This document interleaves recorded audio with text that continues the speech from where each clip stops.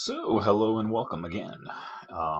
It's Monday. Monday is Monday, and as you see, I'm ignoring that entirely. Um, what I have here is another life drawing, and those of you who are really quick and are really following my page will notice that I've posted this one before, only with skeletons all around her and hanging on her, and draped around kind of a spooky thing with a goblet out here and all of this.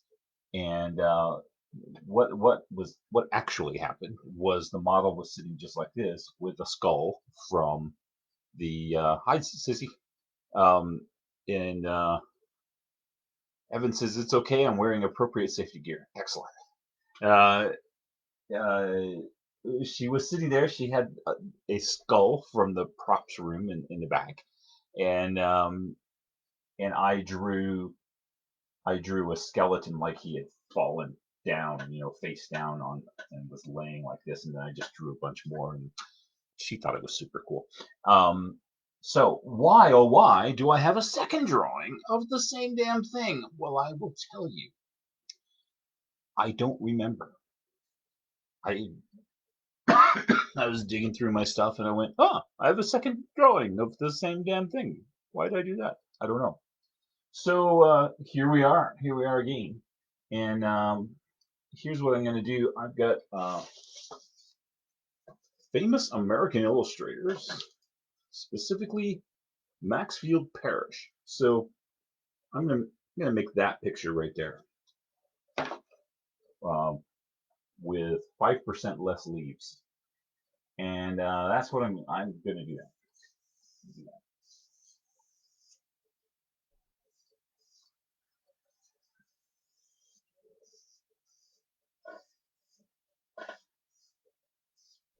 So she's on a deck by a pool.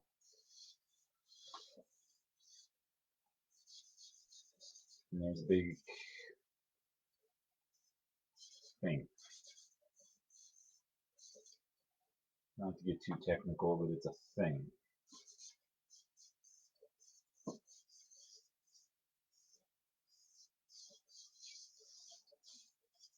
Big planter. Then I have to sit back and look at that and go, does that work compositionally, or is that annoying? And I don't know. His painting's got a big tree. I'm gonna do something like that. Big tree coming out. Somehow, because of the skull, I was thinking, dungeons. I was putting her, I was mentally putting her in, Dracula's castle or something Halloweenish and everything. And I was kind of bored with that idea. For one thing, I'd already done it. I'd just done another drawing just like that, and so I was like, I don't want to do it again. And so I walked over to my bookshelf and I turned around and I just reached behind my back and grabbed a book and pulled it out and pulled it open, and that's the page that I landed on, and I said, okay, that's what we're doing. And I do silly things like that from time to time. I don't know why, but I feel like pulling the vase a little closer over here, just like that a little bit better.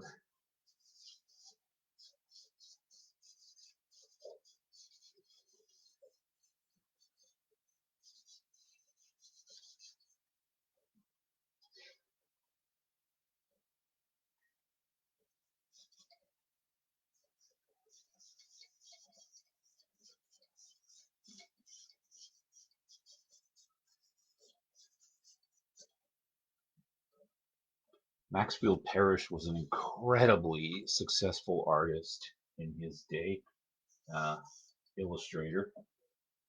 Um,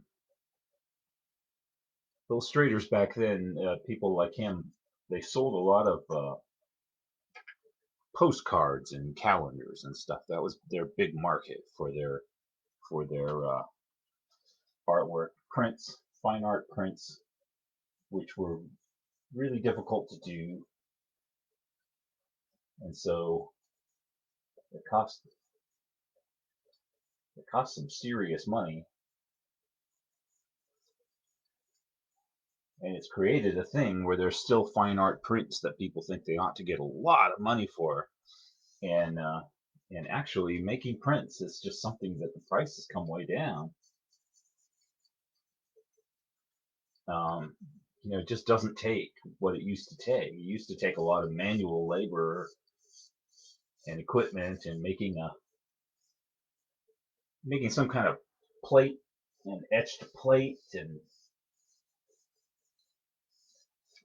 multiple passes with different colored inks, running it through the same plate through various times, and then the plate would wear out eventually, and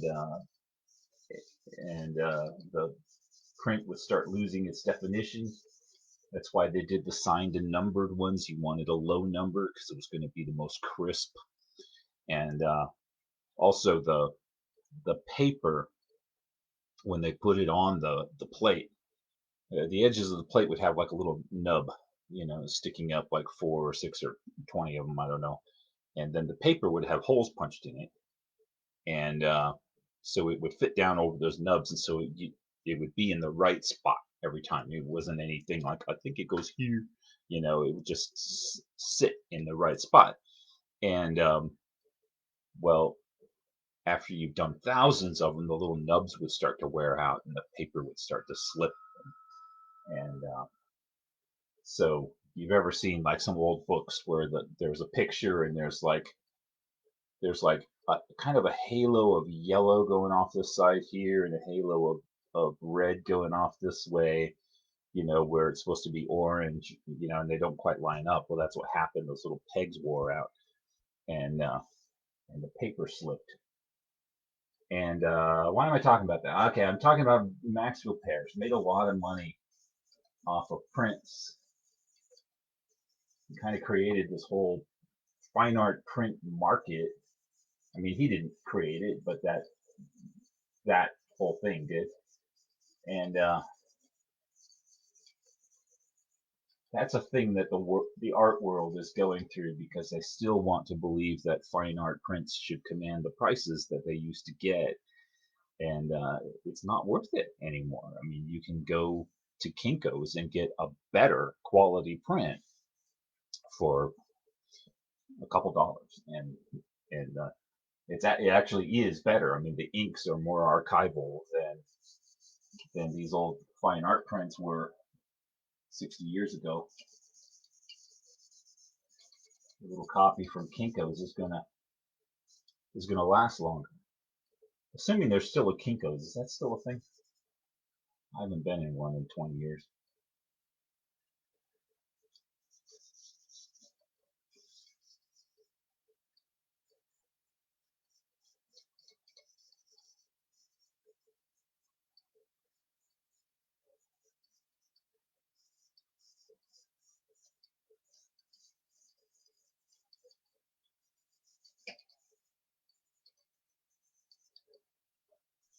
Sometimes the world, she changes, and something that used to have a lot of value doesn't anymore, and that's just how it is.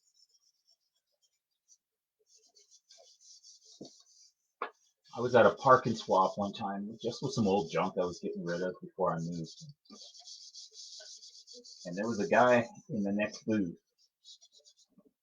who had been running a mom and pop video rentals place back in the day before Blockbuster and all of that. They were all mom and pop video cassette rentals places, and he had one of those.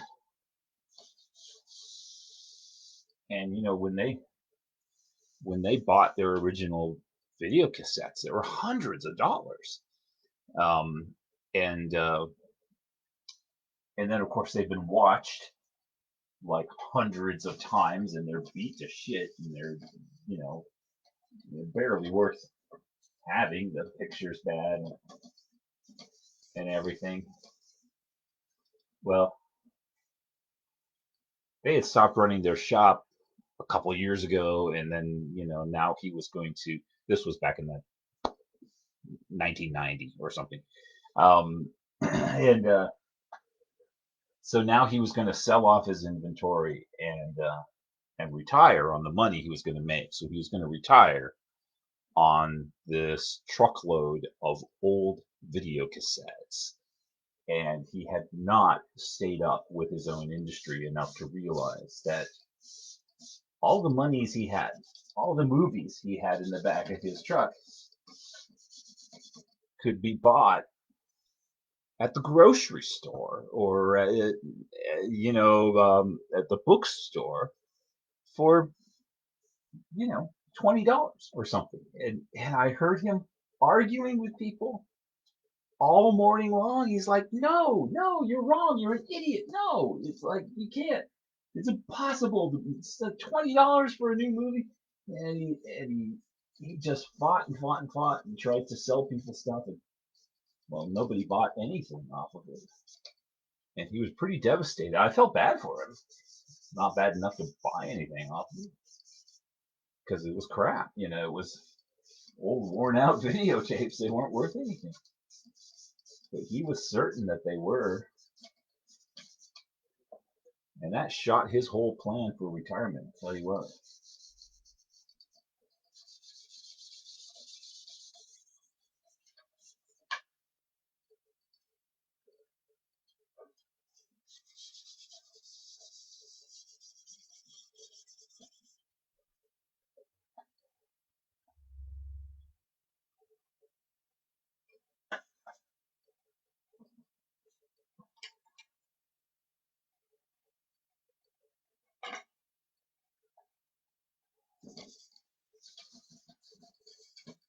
Maxfield Parrish illustrated lots of books, lots of magazines, sold lots of prints. This kind of very idyllic. He was kind of Thomas Kincaid before Thomas Kincaid. He's like who Thomas Kincaid kind of wished he was. And he did these very idyllic scenes of kind of classical, like Greek people lounging around by some swimming pool, and frequently not wearing a lot of clothes. And nude wood nymph sitting on a rock, staring up at the sky, dreamily gazing off into the distance or something. They were very, very popular.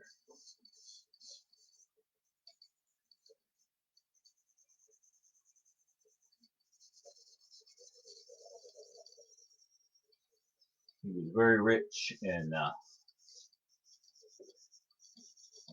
high society, which apparently meant nothing to him at all, but it meant the world to his wife, who knew that he was having an affair with one of his models, and she didn't care until one day at one of the parties. It was like one of those things, everybody knows he's doing this, and nobody talks about it. And then one day somebody got drunk and put it out in the open. It was like this. Now that the whole world knows about it, it's a scandal, even though the whole world knew about it before.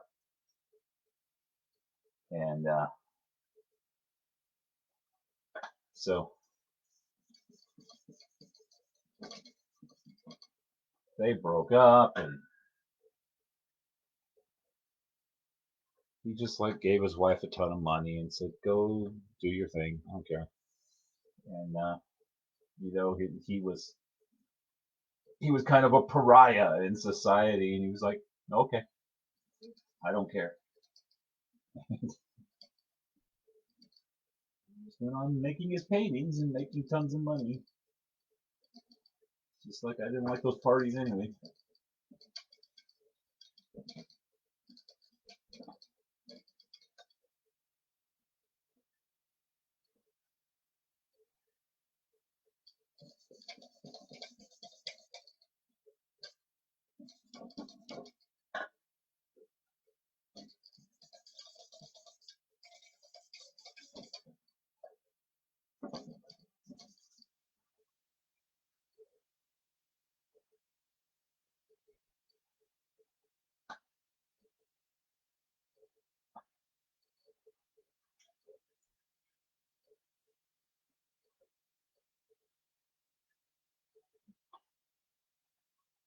I'm going to see if I can get anything like the effect.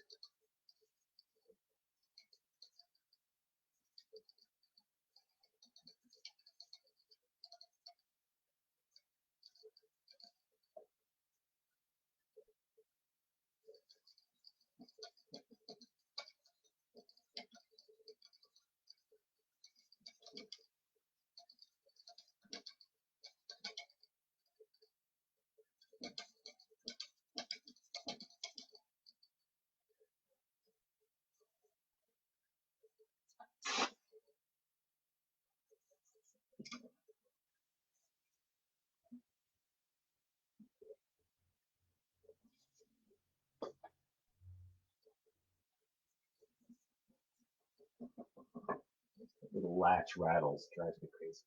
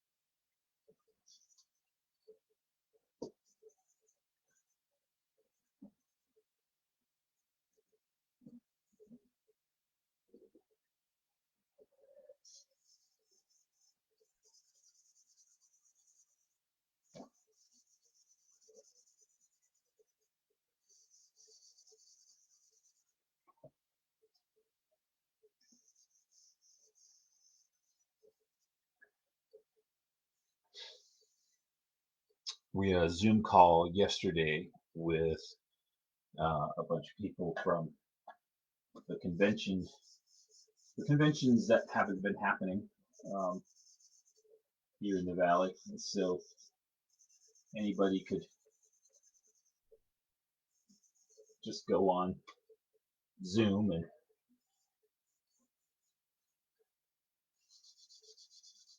hang out.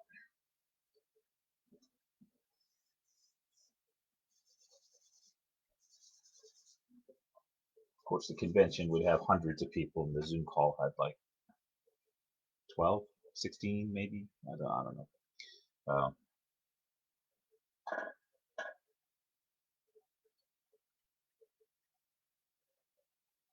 But it was fun.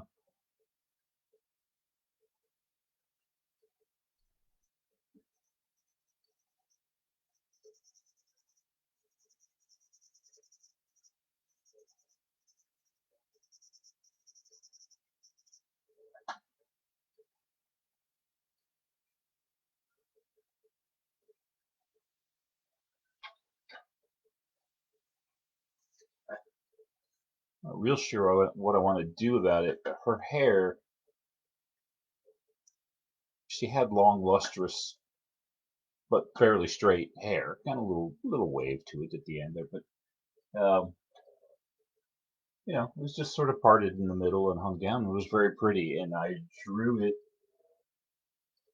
I kind of like the way I drew it. However, it looks greasy and lanky the way I've drawn it, and I'm not I'm not certain that I can salvage it just by putting highlights, reflective highlights in the hair.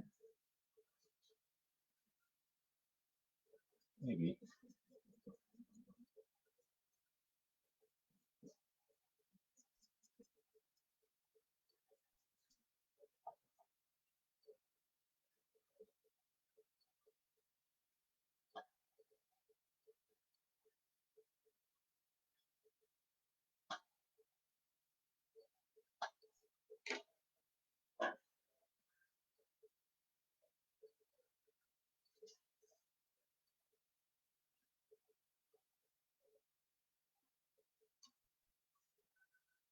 I know.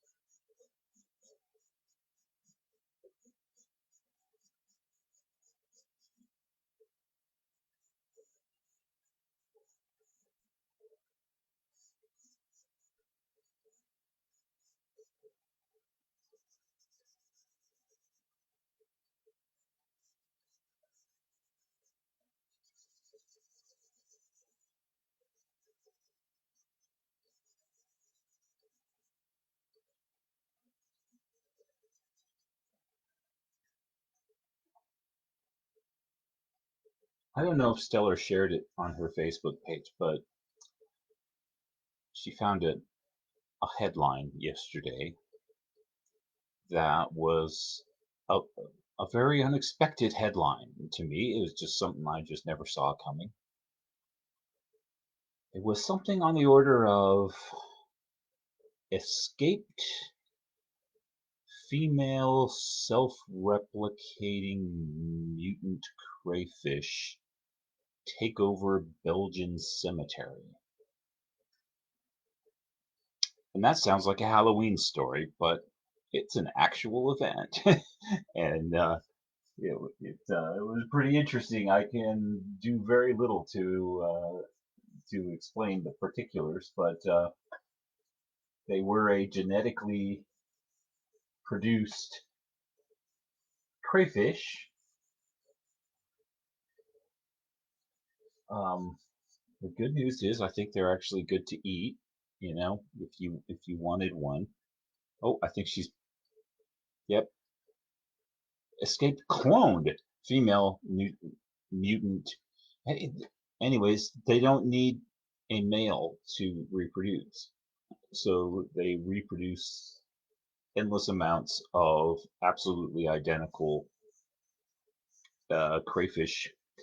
It's really hard to do anything to stymie the population of something when you can't uh, when you can't affect it the usual ways, like um, messing with its mating processes or whatever. So it's a very invasive species, and I don't know what they're doing in the cemetery, but they're burrowing into the ground. They can burrow way down, and so you can't find them. You think you've got them all, and they think the entire population of them is descended from one. So all it takes is one escaping you, and you've got a problem again. So there's another little 2020 thing. I guess the mutation, the the mad scientist who did this did it quite a while ago, and it was outlawed and everything, but like it got out.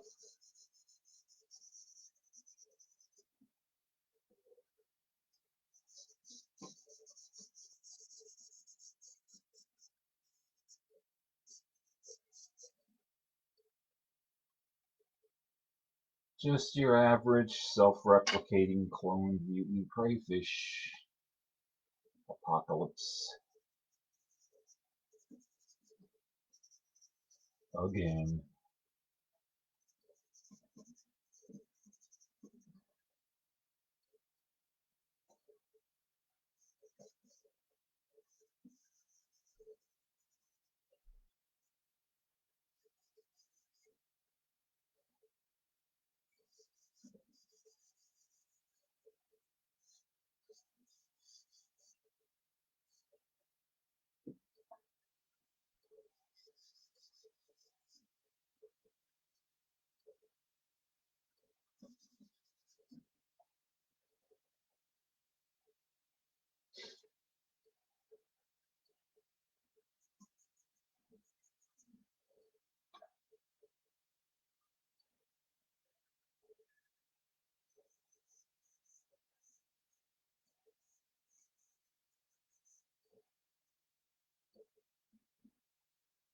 At first I said I'm going to go all Maxfield Parrish and light and airy and outdoorsy.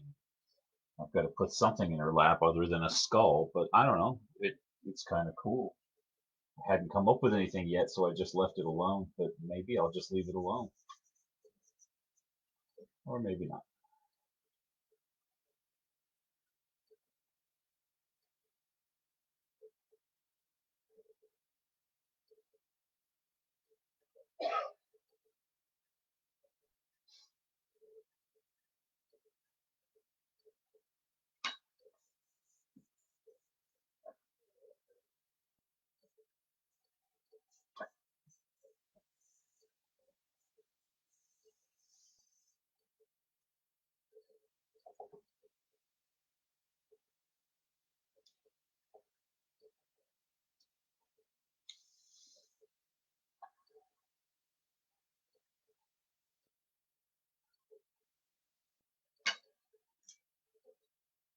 We haven't figured out if something is going to happen at Halloween,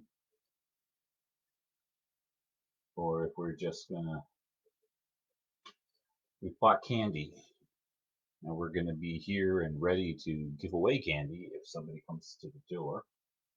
Um, haven't got a read on whether that's going to be a thing or not. Other people in the neighborhood are asking the same question.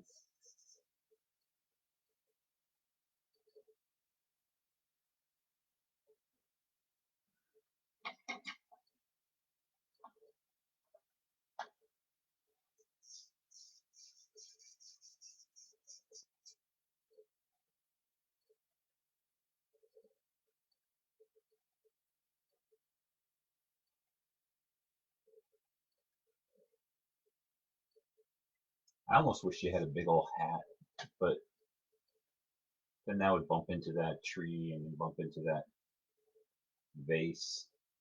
I mean, visually, it bump into it. Not sure if I want to do that. I'm not sure.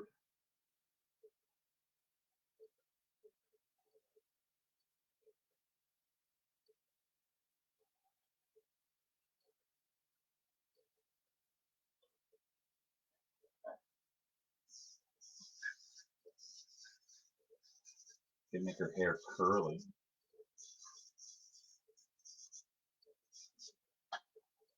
That would look more lively than it does.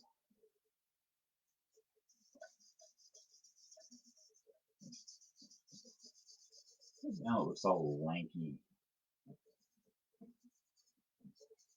Like some girl that would sit around and hold a skull in her lap or something crazy like that.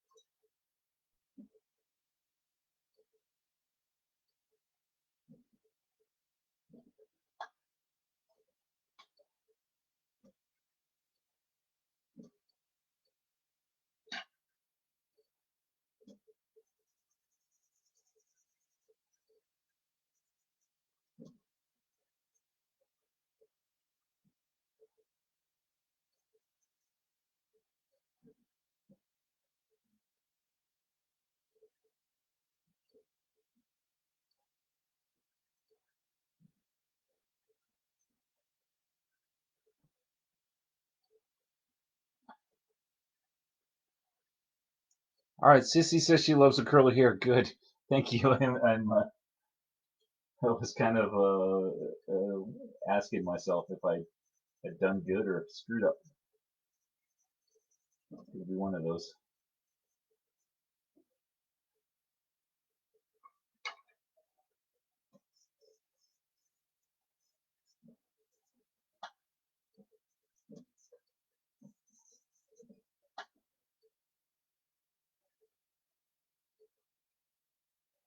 So yeah, that's all kind of fun. And I might actually lose the skull here in a while. I'll think of something. It's it's an object sitting in her lap. I don't know if I could successfully scrub it out. Just completely erase it. Besides, her hand is posed like she's holding something in her lap. So I don't know if I can make that work.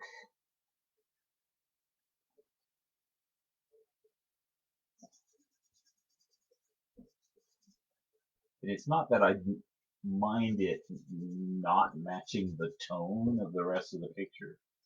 The only thing I mind is I've already done another one. Literally the same shot of the girl. I don't know why I did two drawings. Maybe I got mad because I ran her toe off the page or something, and so I stopped and redrew it. I'm not sure, but I did do that.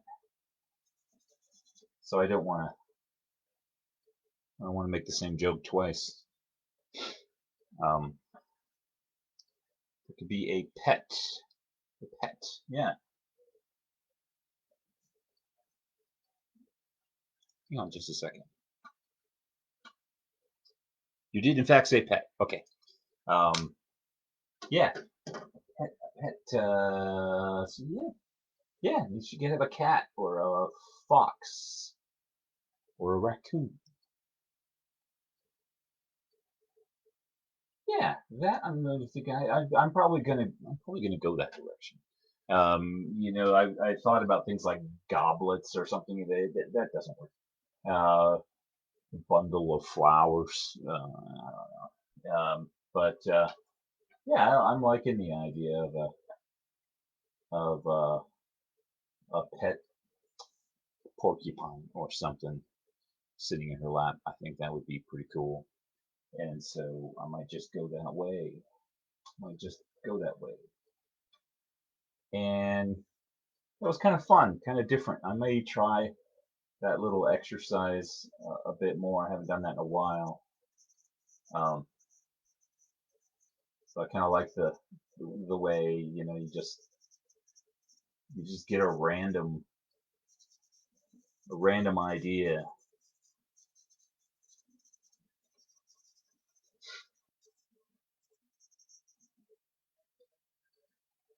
Somebody on the Zoom call was talking about something that I'm going to remember in a couple minutes, but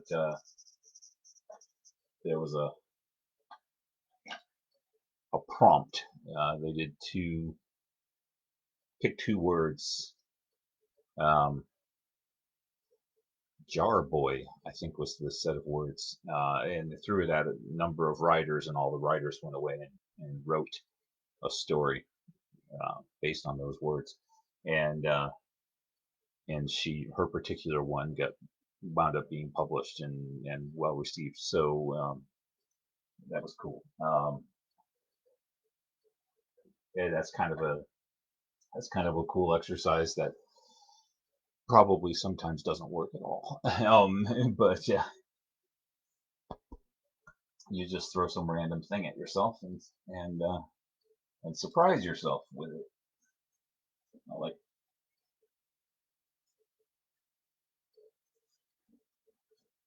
I like it enough to put my name on.